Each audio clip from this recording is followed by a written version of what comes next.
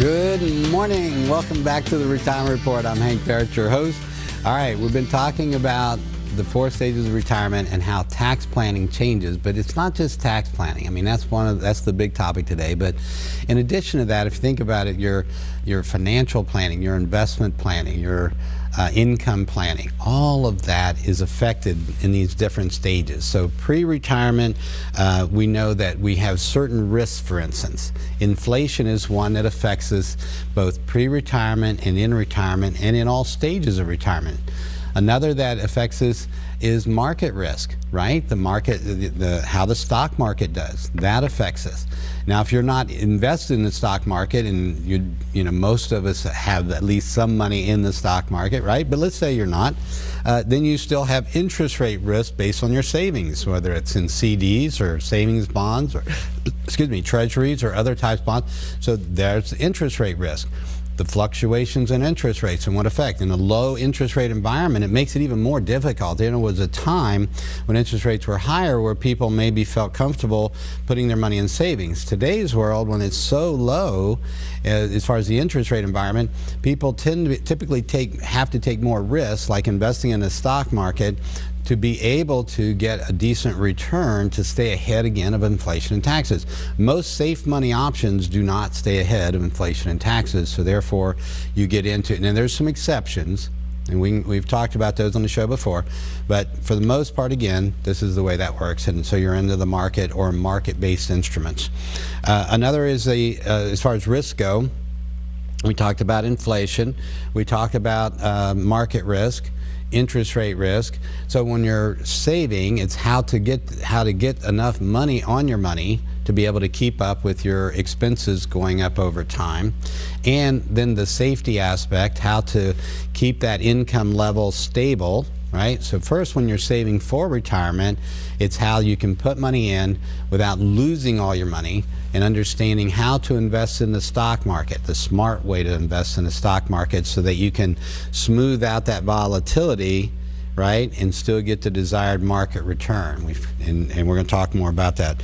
All right, so these risks that you're going to face are retirement surprises, inflation in retirement. These things are going to be even greater when it comes to the risk I just mentioned when you throw in longevity.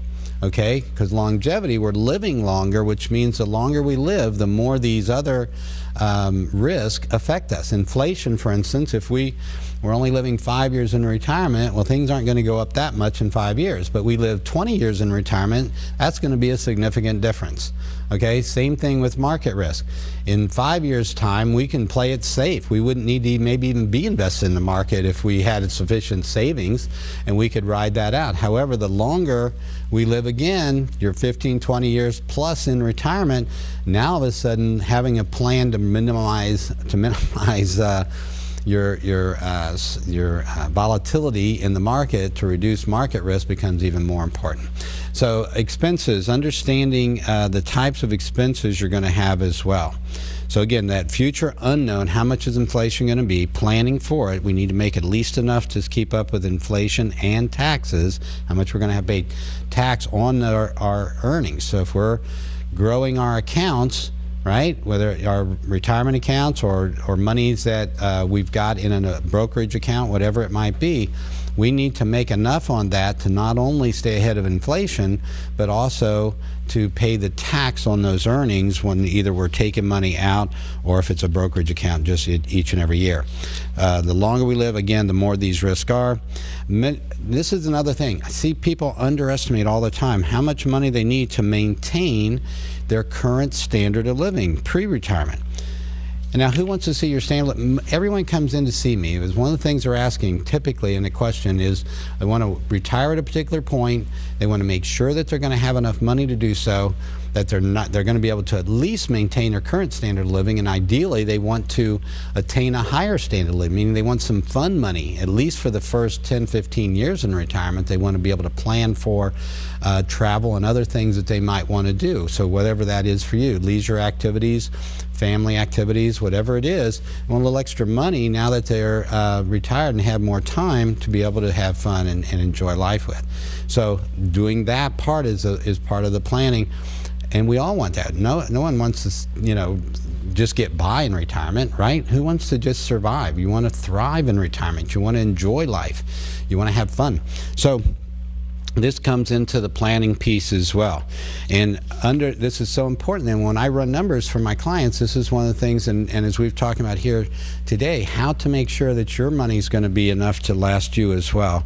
And planning for healthcare costs in retirement. A lot of times we think, for instance, that healthcare costs, we're going to hit Medicare age at age 65, and we think everything's going to be fine. Well, that's not necessarily the case, right? It doesn't mean that that's free. You've got premium costs. We talk about Medicare Part A, your hospital costs, hospitalization coverage. No premium that you have to pay, but there are deductibles and copays. It's not just all 100% covered. Part B, which is your outpatient care. There is a premium, $134 a month, and this could be higher. We're going to talk about here in a moment about IRMA, which is the income in respect to this. This has basically to do with how if your income is higher, your Medicare premiums may be higher as well. So, but at the least, the lowest is $134 a month, and guess what? You're still going to have deductibles and copay that you're going to have to pay out as well. Then you have prescription coverage, if you're going to take that, and that's typically around $35, I think still $35, $40 a month. That also can go up over time, but you still have significant deductibles and copays with the prescription coverage. And then if you have an original Medicare, okay, and you have these things, now all those deductibles and copays, you're going to need a Medicare supplement plan. And that's going to be typically $80 to $150 a month for that. So basically, when you add all these things together, you're looking at $250 to $300 a month per person, right, for each individual. So for a couple, right, $500 to $600 a month to cover Medicare, all right, for your Medicare premiums and a Medicare supplement to cover the deductibles and copays. And guess what? There's still going to be some out-of-pocket not covered by these things. One of those being dental and vision are not covered, so you might have those kind of costs. And there's other out-of-pocket things, certain therapies and things that we might seek that we're going to have to plan for to pay separately.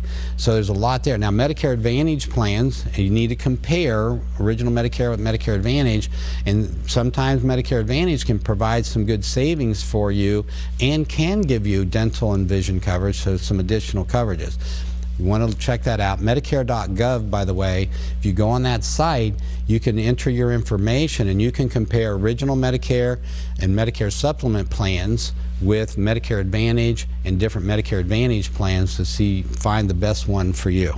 And with my clients, we help them with that kind of stuff as well, of course. All right, so what's the first thing you need to understand when it comes to retirement and taxes? All right, when we're talking about all these different things that you have to do, what's the first? Well, we're going to start with key number one. All right, key number one is you have to know what your after-tax retirement saving picture looks like before retiring.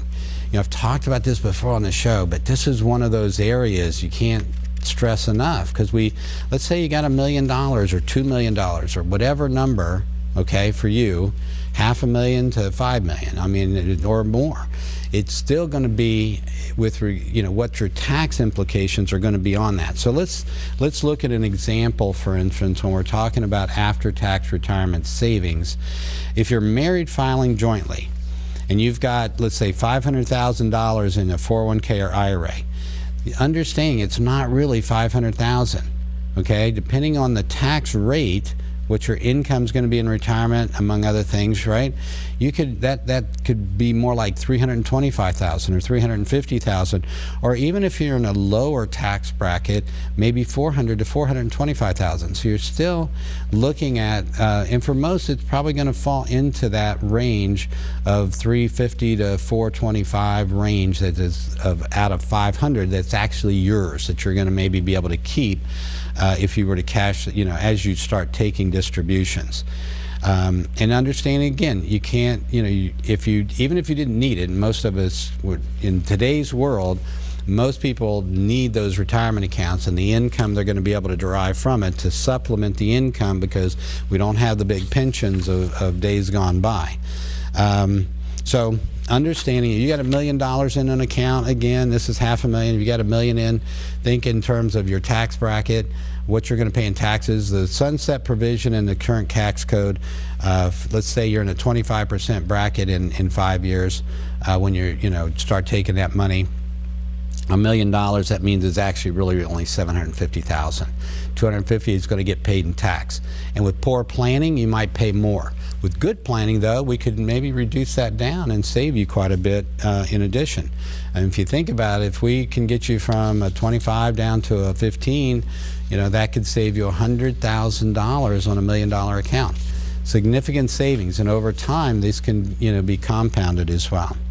So let's look, in fact, at this next slide. Now, it's a cumulative after-tax distributions. I know this is a busy little slide, so let me break it down for you.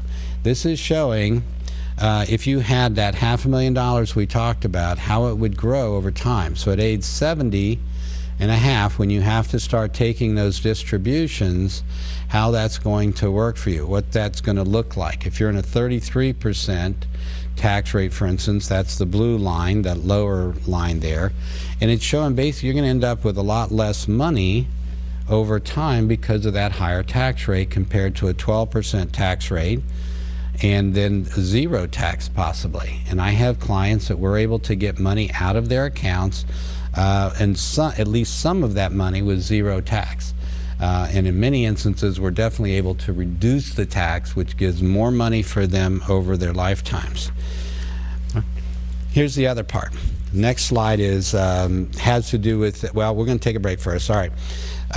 When we come back, one of the things I want to get into, this is about your retirement account. So first you understand what the after-tax consequences are.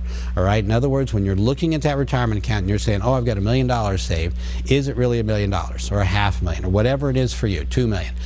Is it really that? And of course the answer is no, because you owe tax on that money. And this is where Roth strategies can sometimes be a big benefit. All right, and it also has to do with when you're taking money out of those accounts, what impact it's going to have on other income, taxation of other income, including Social Security. All right, we're going to delve into that some more, but first we're going to take a break. Join me here. We'll be right back on the Retirement Report.